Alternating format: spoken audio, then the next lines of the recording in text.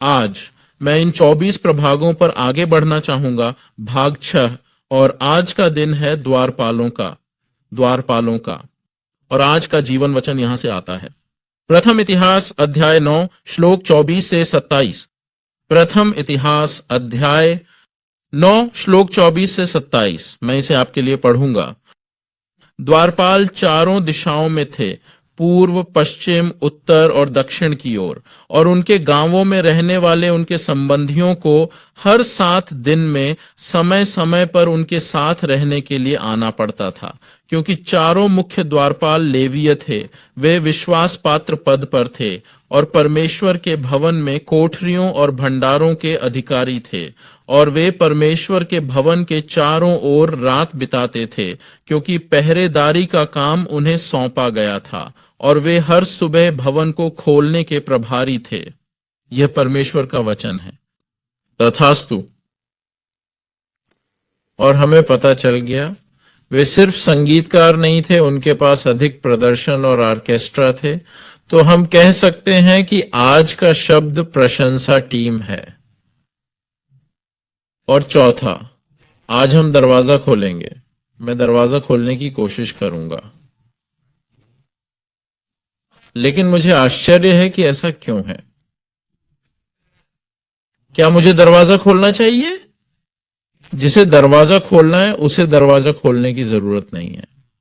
जिन देशों में हम रहते हैं वे कांडों या इमारतों के नायक नहीं हैं। मुख्य चरित्र है कैंडोना, और अन्य इमारतों के मुख्य पात्र मलेशिया में हैं। हमारे देश में जो देश रहते हैं, कैंडो या किसी अन्य इमारत में नायक मलेशिया में उच्च स्तरीय नायक नहीं है। लेकिन जैसा कि मैंने पहले ही दिखाया है, इस स्तर पर देश में रहने वाले मुख्य पात्र सभी लेवी हैं। इसलिए यदि तुम लेवी नहीं हो तो लेवी हो। यहां तक कि द्वारपाल भी बन सकते हैं, है ना? द्वारपाल का काम सिर्फ एक अनुचित पेशा या अनुचित कर्तव्य नहीं है। यह कोई कम महत्वपूर्ण कर्तव्य नहीं है, बल्कि यह ऐसा कर्तव्य है जो अन्य कर्तव्यों के समान ही महत्वपूर्ण है ना? मंदिर के कर्मचारी, पुजारी, संगीतकार या स्तुति दल जैसे अन्य कर्तव्यों के समान ही महत्वपूर्ण है ना? तो आइए इस पर नजर डालें। प्रथम इतिहास अध्याय 9 श्लोक 22। प्रथम इतिहास अध्याय 9 श्लोक 22 में लिखा है, ये सभी जो द्वारपाल होने के लिए चुने गए थे, है ना? ये सभी जो द्वारपाल होने के लिए चुने गए थे, और द्वारपाल 212 थे। ये अपने अपने गांवों में वंशावली के अनुसार लिखे गए थे, जिन्हें दाऊद और शमूएल दृष्टा ने अपने विश्वास के पद पर नियुक्त किया था। अतः यह कहा गया है कि द्वारपाल वे लोग हैं जो चुने हुए हैं। सही? कौन चयनित है? यही है ना? अन्य स्तर की नौकरियों की तरह केवल लेविट ही दरवाजा खोल सकता है। इसके अलावा लेवियों में से वे लोग जो दरवाजा खोल सकते हैं, उन्होंने एक विशिष्ट पेशा चुना है। हां, वाइब ने ऐसा कहा, वे चुने हुए लोग हैं। यदि कुछ लोगों को थोड़ी देर बाद गुणवत्ता का पता चलता है तो मैं तुरंत फिर से मर जाता हूं, ठीक वैसे ही जैसे किसी गीले नाम पर निर्णय लेना। अपने आप को इस बीच सौदागरों का चयन किया जाना है। 26 श्लोक 7 से 80 तक के पहले इतिहास में कहा गया है कि शामाया के पुत्र थे ओतनी, रफाएल, ओबेद और एल्जबत, जिनके भाई एलीहू और शमा क्या वीर थे। ये सभी ओबेदेदोम के पुत्र थे। ये उनके पुत्र थे और उनके संबंधी सेवा के लिए बलवान और योग्य पुरुष थे। हिब्रू शब्द, मेरा मतलब है ये द्वारपालों की वंशावली है ना? और बहादुर या योग्य के लिए हिब्रू शब्द है ना, हैली है। जैसा कि आप देख सकते हैं, आप इसे देख पा रहे होंगे। ये थोड़ा छोटा है ना? फॉन्ट थोड़े छोटे हैं लेकिन आप कर सकते हैं। मुझे आशा है कि आप इसे देख सकेंगे। यह हैल है, क्षमा करें, हिब्रू शब्द हैल का प्रयोग किया गया है जिसका मतलब है सेना या ताकत, या हो सकता है अम्मी या शक्ति। अम्मी एक सैनिक के रूप में है ना, और ताकत और पराक्रम, और ताकत का हिब्रू शब्द है कोच। कोच जिसका अर्थ है शक्ति, और शक्ति यह दर्शाता है कि कोई भी द्वारपाल नहीं बन सकता, बल्कि वे लोग बन सकते हैं जो मजबूत हैं और जिनके पास शारीरिक शक्ति है। सही? मेरा मतलब है, उदाहरण के लिए मेरा मतलब है एमिस और सैनिक है ना, वे हैं योग्य पुरुष, वे मजबूत हैं। मेरा मतलब है आमतौर पर है ना, उन्हें चुना जाता है, वे अपने देशों की रक्षा करने की सेवा के लिए भर्ती होते हैं, है ना। और उनमें से सैन्य पुलिस को सैन्य प्रमुख कहा जाता है। पुकारना, सैन्य कमांडर आमतौर पर सामान्य सेना से अधिक मजबूत होते हैं। यह नियमित सेना की तुलना में एक बड़ी सेना है। यह सेना और उसके सैनिकों की रक्षा के लिए है। यह सेना और उसके सैनिकों की रक्षा के लिए है। इसी तरह इन्हें कुत्ता समर्थक भी कहा जाता है। कुत्ते समर्थक, यह महल की रक्षा के लिए है, इसलिए कुत्ते समर्थकों का शरीर मजबूत होना चाहिए। आपको दूसरों से अधिक मजबूत और शक्तिशाली बनना होगा। तो कुत्ते के समर्थक चुने हुए लोग हैं, कुत्ते समर्थक चुने हुए लोग हैं। उनका शरीर मजबूत होना चाहिए, उन्हें मजबूत होना होगा, और दूसरों से ज्यादा मजबूत, बिल्कुल एक सांसद की तरह है ना, वे ही लोग हैं जो ये काम कर सकते हैं। तो यहां तक कि लेवी के बीच भी ये द्वारपाल चुने हुए हैं, है ना, चुने हुए। तो फिर द्वारपालों को किस प्रकार के कर्तव्य सौंपे गए थे? द्वारपालों को किस प्रकार के कर्तव्य सौंपे गए थे? वे यहोवा के भवन की रक्षा करते हैं, वे प्रभु के घर की रखवाली करते हैं। वे प्रथम इतिहास अध्याय 9 श्लोक 23, प्रथम इतिहास के 9वें अध्याय की 23वीं आयत कहती है, तो क्या उन्हें और उनके पुत्रों को यहोवा के भवन के फाटकों की रखवाली करने का अधिकार दिया गया था, अर्थात तंबू के भवन की रखवाली करने का। कभी कभी ये द्वारपाल या द्वारपाल हमारे रक्षक होते हैं, है ना। उन्हें प्रभु के घर के द्वारों की रखवाली और सुरक्षा करनी होती है। तो मंदिर, और यदि आप प्रथम इतिहास के अध्याय 9 श्लोक 27 को देखें, प्रथम इतिहास अध्याय 9 श्लोक 27 में लिखा है, वे रात भर परमेश्वर के भवन के चारों ओर रहते थे, क्योंकि पहरे का काम उन्हें सौंपा गया था और भोर को उसे खोलने का काम उनका था। तो इससे हम समझ सकते हैं कि मंदिर 24 घंटे खुला नहीं रहता था, है ना। मंदिर रात में बंद हो जाता था और सुबह फिर से खुल जाता था, है ना। और ये द्वारपाल 24 घंटे मंदिर की सुरक्षा के लिए थे, और उनका एक कर्तव्य मंदिर के द्वार को फिर से खोलना भी है ना। सुबह सुबह मंदिर के द्वार फिर से खोलें। सही। दूसरा, बाइबल कहती है कि वे वाचा के संदूक की रक्षा करते हैं, वे वाचा के संदूक की रक्षा करते हैं। प्रथम इतिहास अध्याय 15 श्लोक 23 से 24।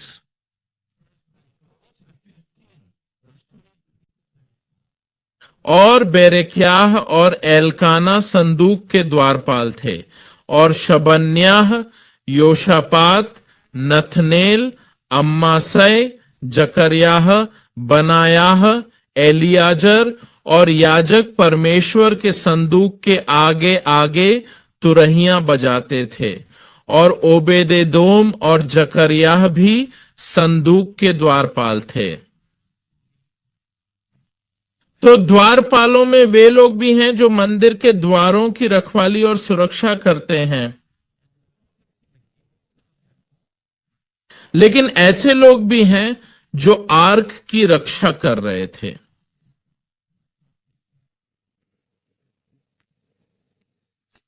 वे वाचा के संदूक की रक्षा करते हैं।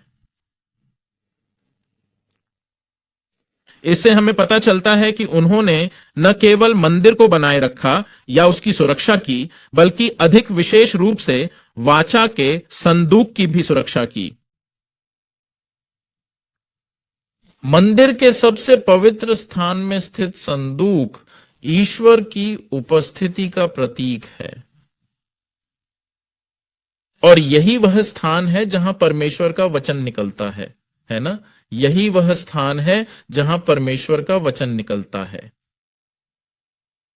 तो आप इसके बारे में सोचो। मेरा मतलब है, द्वारपालों का काम आमतौर पर मंदिर की रक्षा करना होता है। क्यों? मैं सोचता हूं कि सबसे महत्वपूर्ण कारण यह है कि वाचा का संदूक मंदिर में है। वाचा के संदूक की सुरक्षा करना, और आज के संदर्भ में ईश्वर की उपस्थिति की रक्षा करना, परमेश्वर के वचन की रक्षा करना, यही मुख्य कर्तव्य है जो द्वारपालों को सौंपा गया था। तीसरा, बाइबल कहती है कि वे अपवित्र और अशुद्ध लोगों को रोकते हैं। तो यह हमें बताता है कि उन्हें मंदिर को किस चीज से बचाना है, मंदिर को किससे बचाना है ना? वे अपवित्र और अशुद्ध लोगों को रोकते हैं। दूसरा इतिहास अध्याय 23वां अध्याय 6। दूसरा इतिहास अध्याय 23वां अध्याय 6। इसमें कहा गया है, लेकिन याजक और सेवक लेवियों को छोड़कर कोई भी यहोवा के भवन में प्रवेश न करे। वे प्रवेश कर सकते हैं क्योंकि वे पवित्र हैं, है ना? परमेश्वर कहते हैं कि पुजारी और सेवकाई करने वाले लेवी मंदिर में प्रवेश कर सकते हैं क्योंकि वे पवित्र हैं। इसलिए इसका मतलब है कि जो लोग अपवित्र हैं वे मंदिर में प्रवेश नहीं कर सकते। द्वारपाल को इन अपवित्र लोगों को मंदिर में जाने से रोकना चाहिए। हम कह सकते हैं कि यह मंदिर या अपवित्र चीज है ना? इसके अलावा यदि आप द्वितीय इतिहास के 23वें श्लोक 19 को देखें, दूसरा इतिहास 23वीं आयत 19वीं, यह कहता है, और यह है व्यवस्था के भवन के द्वारपाल, ताकि कोई भी व्यक्ति जो किसी भी तरह से प्रवेश न कर सके अशुद्ध। तो दूसरी बात यह है कि जो लोग अशुद्ध हैं या जो चीजें अशुद्ध हैं वे अंदर प्रवेश नहीं कर सकते। व्यवस्था के घर को परमेश्वर के मंदिर में ले आओ। अतः बाह्य रूप से कहें तो ये द्वारपाल दिन भर दरवाजों की रखवाली करते थे, अभयारण्य को स्वच्छ और सुरक्षित रखने के लिए, और ऐसी किसी भी चीज को रोकना जो परमेश्वर की उपासना को नुकसान पहुंचा सकती हो। फिर भी अंदर से बोलते हुए उन्होंने परमेश्वर की उपस्थिति की रक्षा की, और ईश्वर, यह उनका कर्तव्य है, इसी के लिए वे सुरक्षा कर रहे थे। अगर हम बाइबल पे नजर डालें तो पाएंगे कि इन द्वारपालों ने अन्य छोटे मोटे काम भी किए। तो आइए इस पर नजर डालते हैं। वे दान इकट्ठा करते हैं और खजाने की रक्षा करते हैं। उदाहरण के लिए यदि आप द्वितीय राजा अध्याय 22 की आयत 4 से 5 को देखें, द्वितीय राजा अध्याय 21 की आयत 4 से 5, इसमें कहा गया है, महायाजक हिल्किय्याह के पास जाओ कि वह यहोवा के भवन में लाए गए धन को गिन ले जिसे द्वारपालों ने लोगों से इकट्ठा किया है। तो इस अर्थ में द्वारपाल का कर्तव्य कोषाध्यक्ष का है ना, या टोकरी उठाने वाला है ना, भेंट चढ़ाने वाली टोकरी उठाने वाला। वे लोग हैं, वे लोग थे जो पैसे इकट्ठा करते थे, जो लोगों से भेंट इकट्ठा करते थे, और फिर वास्तव में उन्हें भी इसे रखना था। और जब महायाजक को इसमें से कुछ की आवश्यकता हुई तो वह द्वारपालों के पास आया और उसे दे दिया कुछ पैसे। और हां, कुछ पैसे तो मिल ही जाएंगे। तो इस अर्थ में द्वारपाल भी एक कोषाध्यक्ष थे, सही मायने में कोषाध्यक्ष, खजाने सही खजाना, कोषाध्यक्ष। कोषाध्यक्ष, क्षमा करें, चर्च के कोषाध्यक्ष, सही। और दूसरा इतिहास अध्याय 31 श्लोक 14, दूसरे इतिहास की 31वीं आयत 14 में लिखा है कि लेवी इम्ना का पुत्र कोरे पूर्वी द्वार का रक्षक था, जो परमेश्वर के अधिकार के अनुसार स्वतंत्र इच्छा से भेंट चढ़ाता था। प्रभु और परम पवित्र चीजों के लिए दान बांटना।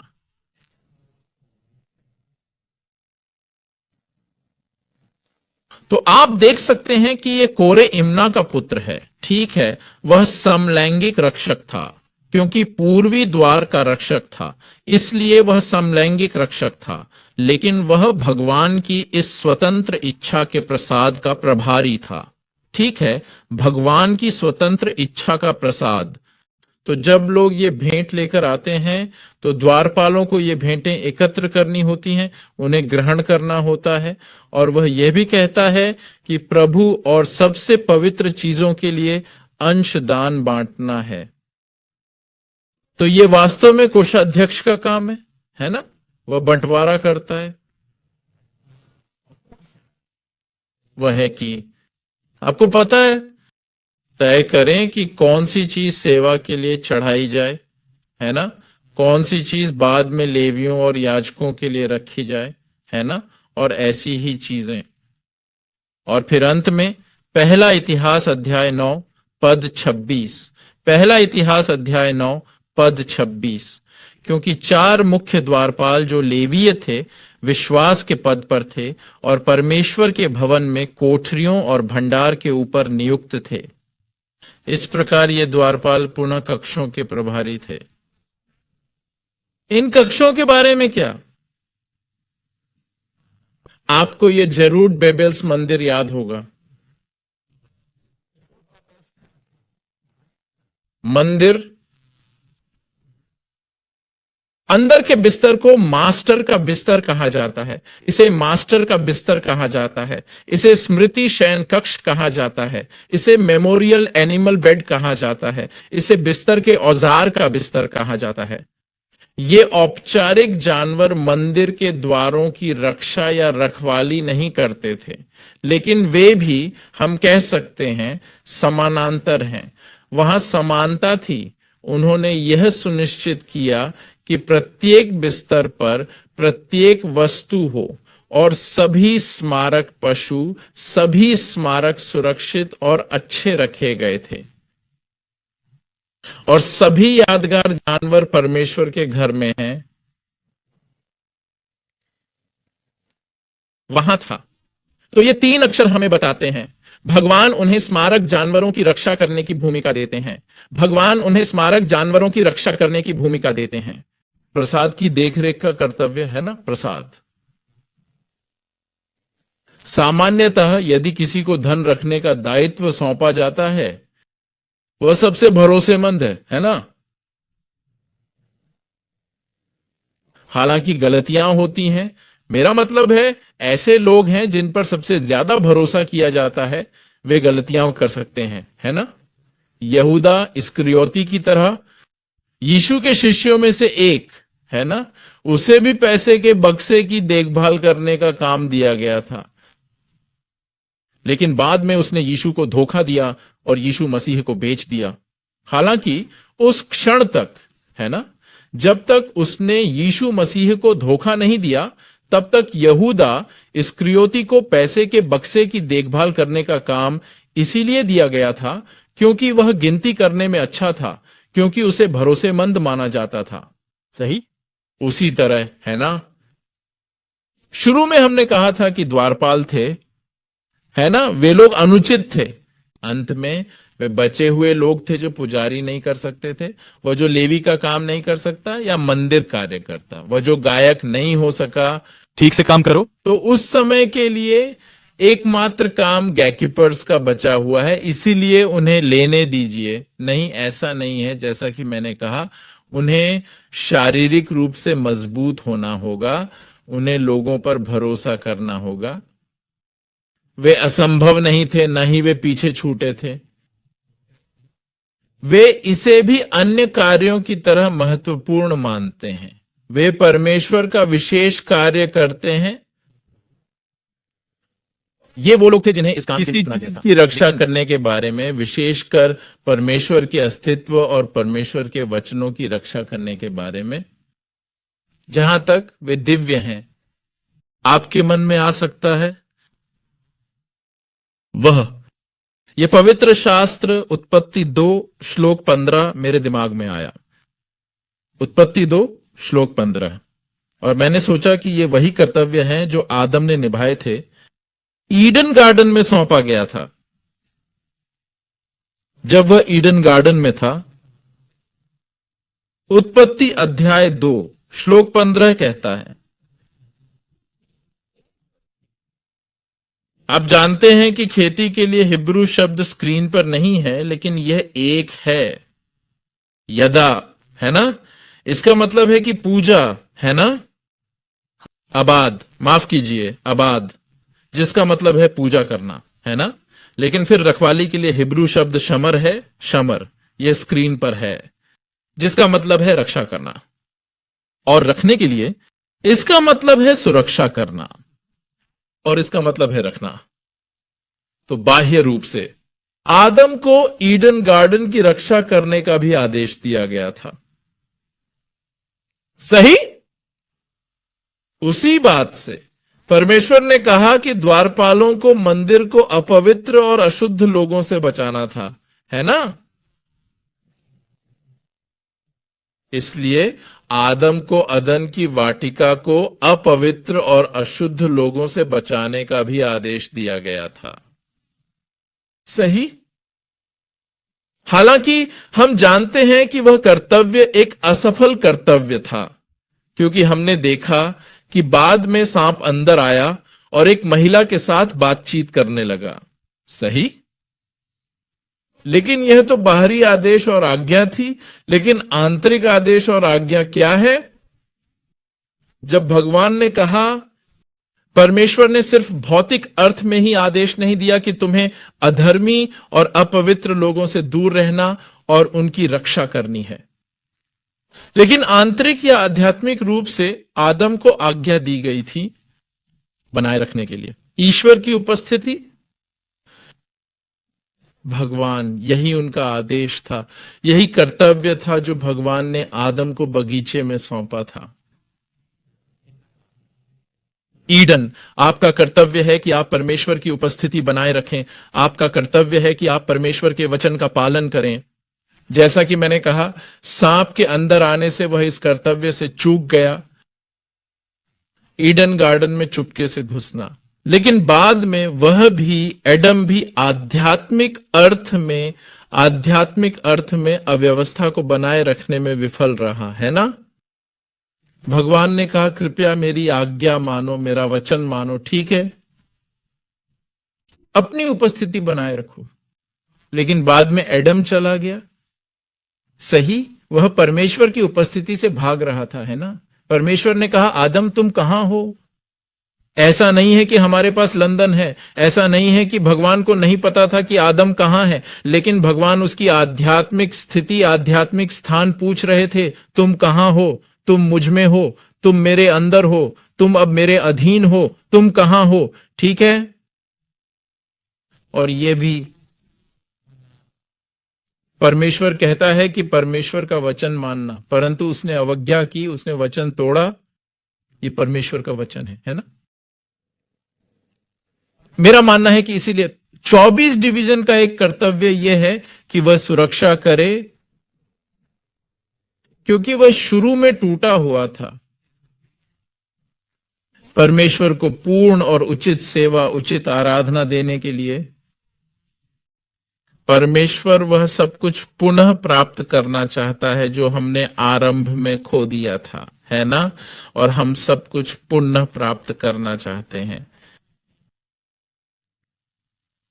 यदि आप प्रकाशित वाक्य के अध्याय 7 से श्लोक 1 को देखें, प्रकाशित वाक्य अध्याय 7 से श्लोक 1 तक और भी शास्त्र हैं, लेकिन सिर्फ एक शास्त्र पर नजर डालिए। उसमें लिखा है, देख मैं शीघ्र ही आने वाला हूं। धन्य है वह जो इस पुस्तक की भविष्यवाणी के वचन पर ध्यान देता है।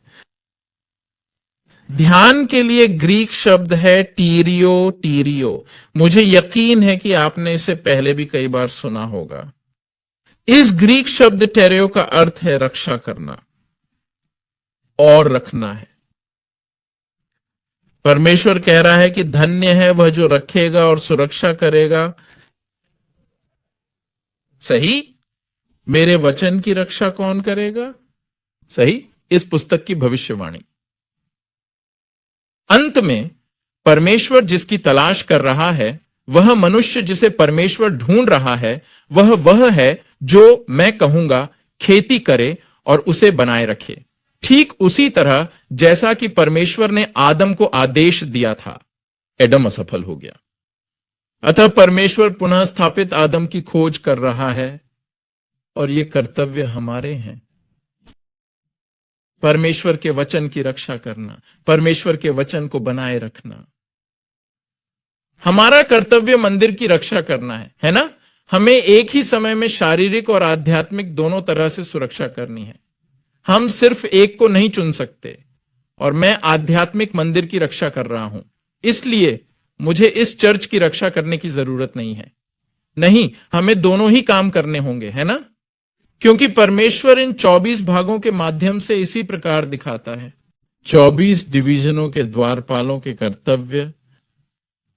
हमें चर्च की शारीरिक देखभाल करनी है, यह महत्वपूर्ण है, लेकिन साथ ही हमें आध्यात्मिक मंदिर की भी देखभाल करनी है। परमेश्वर की उपस्थिति बनाए रखें और परमेश्वर के वचन को जो हमारे अंदर है बनाए रखें। अतः मेरे प्रिय भाइयों और बहनों, मैं प्रार्थना करता हूं और आप सभी को प्रभु के नाम पर आशीर्वाद देता हूं कि हम यह सब जानते हैं, है ना? हम यह सब जानते हैं, लेकिन आज से हम वास्तव में आध्यात्मिक द्वारपाल बन सकते हैं। और आइए इस चर्च की रक्षा करें, सही है, और आइए इस चर्च में मौजूद परमेश्वर की उपस्थिति की रक्षा करें, और आइए हम कलीसिया में मौजूद परमेश्वर के वचन की रक्षा करें, सही, लेकिन साथ ही आइए हम सुरक्षा भी करें। आइए हम अपने जीवन में मौजूद परमेश्वर की उपस्थिति की रक्षा करें और अपने हृदय में बसे परमेश्वर के वचन की रक्षा करें। ठीक है, मंदिर की रक्षा करने का यही तरीका है। और मैं प्रार्थना करता हूं और आशीर्वाद देता हूं कि प्रभु के वाचा चर्च के सभी मंडली जो यहां हैं और जो आज ऑनलाइन शामिल हुए हैं, उन्हें ऐसा आशीर्वाद मिले और वे सच्चे द्वारपाल बने, जो आपके जीवन में, इस चर्च में, इस समाज में और इस राष्ट्र में परमेश्वर और परमेश्वर के वचन की उपस्थिति की रक्षा करता है। आमीन, तथास्तु। ये थोड़ा सा विषयांतर है, लेकिन मैं बस इतना कहना चाहता हूं कि कभी कभी लोग गलतफहमी में पड़ जाते हैं कि चर्च के बारे में, चर्च कोई सार्वजनिक स्थान नहीं है ना?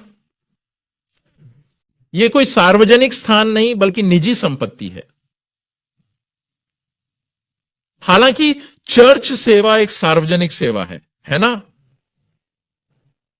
तो चर्च, मेरा मतलब है, हमें किसी को भी चर्च में घुसने या दिन के किसी भी समय चर्च में घुसने की अनुमति नहीं देनी चाहिए, है ना? ये गलत है। लेकिन यदि यह सार्वजनिक सेवा के लिए है तो हमें सभी को आमंत्रित करना चाहिए, हमें सभी को आने और ईश्वर की कृपा प्राप्त करने के लिए तैयार रहना चाहिए, है ना?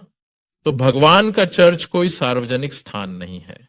हमें किसी भी चीज या हर चीज के लिए, या बस आप जानते हैं बिना किसी सुरक्षा के इसे नहीं खोलना चाहिए, है ना? इसीलिए भगवान कह रहे हैं मंदिर की सुरक्षा करो, रात में मंदिर बंद करो, है ना? तो उम्मीद है अगर आपके पास चर्च के बारे में अन्य समझ, अलग समझ है, तो कृपया इसे समझो। चर्च सार्वजनिक स्थान नहीं है, लेकिन चर्च सेवाएं हैं। अंत में आपने इसे क्यों सीखा? हमने ये पहले क्यों सीखा? प्रकाशित वाक्य की पुस्तक, नया नियम और विशेष रूप से प्रकाशित वाक्य की पुस्तक को देखें। वहां 24 एल्डर्स आते हैं, है ना? 24 एल्डर्स। और ये 24 एल्डर्स सभी चर्चों का प्रतिनिधित्व करते हैं, है ना? सभी चर्चों का, क्योंकि ये संयोजन है। 12 गोत्र जो पुराने नियम के समय के चर्च का प्रतिनिधित्व करते हैं, और यीशु मसीह के 12 शिष्य जो नए नियम के समय के चर्चों का प्रतिनिधित्व करते हैं, है ना? तो 24 एल्डर्स वह आकृति है जो पुराने और नए नियम के समय के सभी चर्चों का प्रतिनिधित्व करती है ना? तो नम प्रकाशित वाक्य अध्याय 4 पद 10, प्रकाशित वाक्य अध्याय 4 पद 10 ये कहता है, तो नए नियम की पुस्तक में ये 24 प्राचीन है। प्रकाशित वाक्य सभी कलीसियाओं का प्रतिनिधित्व करता है ना? हालांकि आइए देखें कि 24 प्राचीनों को क्या कर्तव्य दिया गया था, है ना?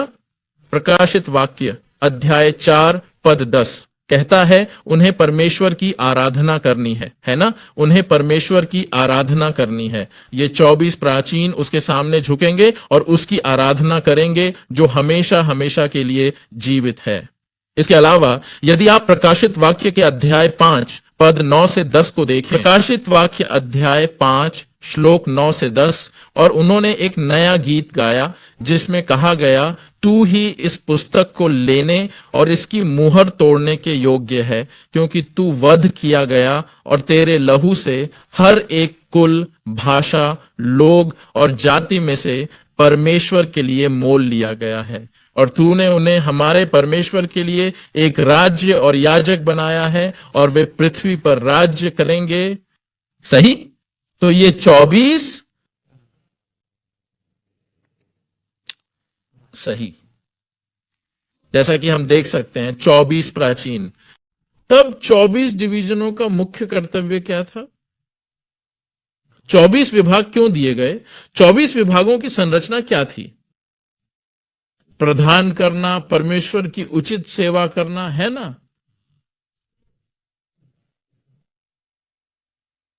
हमने सीखा है कि जब भी कोई जागृति आई, जब भी कोई सुधार हुआ, इजराइल के लोग अपने बीच 24 डिवीजनों को पुनः संगठित करने का प्रयास किया, भगवान को एक उचित सेवा देने के लिए, इसलिए उचित पूजा। तो 24 विभाग वह संरचना है जो यह उचित सेवा देती है, और 24 बुजुर्ग, ठीक है, उनका कर्तव्य भी भगवान की पूजा करना है। सही? इसलिए हालांकि राजा दाऊद के समय में जब 24 डिवीजनों की पहली बार स्थापना की गई थी, तब कोई अवधारणा नहीं थी। यही तो मैं समझाना चाहता हूं। बुजुर्ग ईश्वर के पंथ हैं, जो ईश्वर के पंथ पर आधारित हैं, क्योंकि ईश्वर का पंथ ईश्वर के पंथ पर आधारित केवल ईश्वर के पंथ के दिनों में ही प्रकट हुआ। तो हम भगवान के तंत्रिका शरीर और भगवान के तंत्रिका शरीर का प्रतिनिधित्व करते हैं, क्योंकि उन दिनों परमेश्वर की नाड़ियों का शरीर और परमेश्वर की नाड़ियों का अस्तित्व नहीं था। तो हम देखते हैं कि यह भगवान की नसों के शरीर और भगवान की नसों के शरीर के बारे में है, लेकिन अगर हम भगवान और भगवान की नसों के विषय को देखते हैं तो हम समझ सकते हैं कि यह चिकनी के बारे में है, चिकने बुजुर्गों की पीढ़ी। लेकिन चिकनी पीढ़ी ये कनेक्ट नहीं होता। तो चिकनी पीढ़ी चिकनी बुजुर्गों की चिकनी पीढ़ी का प्रतिनिधित्व करती है, और आज पूरा चर्च जिसमें आप और मैं भी शामिल हैं, ये बुजुर्गों के बुजुर्ग हैं। तो इस एल्डर्स ऑफ एल्डर्स में आप और मेरे सहित सभी चर्च शामिल हैं। तो अंततः बड़ों के बुजुर्ग, तुम्हारे साथ बड़े बुजुर्ग शामिल हैं, वे बड़ों के बड़े हैं, उनमें जो बुजुर्ग हैं वे बुजुर्गों के बुजुर्ग हैं, वे बड़ों के बड़े हैं, बड़ों के बड़े बड़ों के भी बड़े हैं। समाज शांति भंडार संरचना पौराणिक 100 घंटे। पूजा विशेषता में सेवा भगवानमय आश्चर्यचकित थे और इसलिए आपका जीवन और मेरा जीवन और ये मुझे आशा है कि आप अपनी कक्षा ईश्वर से जीत की प्रार्थना कर सकते हैं। तथास्तु।